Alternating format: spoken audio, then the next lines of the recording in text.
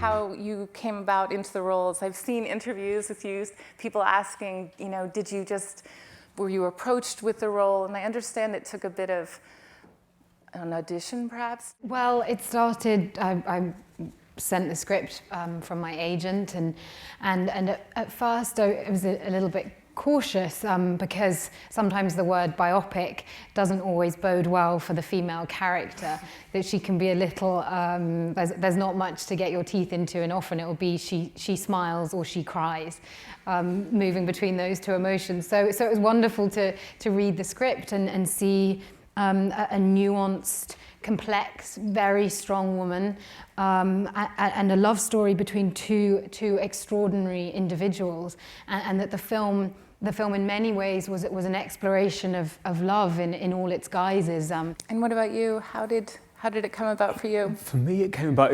I was very old-fashioned. I was sent a script, and I similarly thought it was going to be a biopic of Stephen's life, and was completely blown away by this incredibly sort of intricate and complicated love story. In preparing for, what is called motor neuron disease, which is similar to ALS, and in preparing for that role, I understood you both went and spent time with people who have the disease to just try and get inside. It was interesting because there were various sides to that you had to sort of understand when approaching playing Stephen, and one of which was obviously what he's achieved as far as the astronomy is concerned, and but also the disease. And when we met, as we began to meet people, and it was maybe 30 or 40 people, there was a clinic in London at the Queen Square neurology clinic that we went every week or two, and we were introduced to people suffering from the disease. In various stages. In various stages, and the generosity across the board by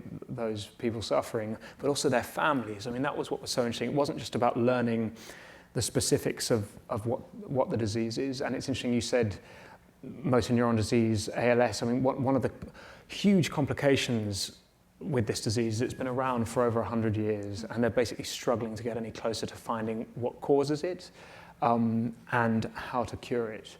And that's a lot to do with investment, but also I think there is a sense of confusion because we call it MND, motor neuron disease in the UK. Here it's called ALS, and then Lou Gehrig's disease, and it has many different names. But one of the problems is there's just really very little you can do to prevent it.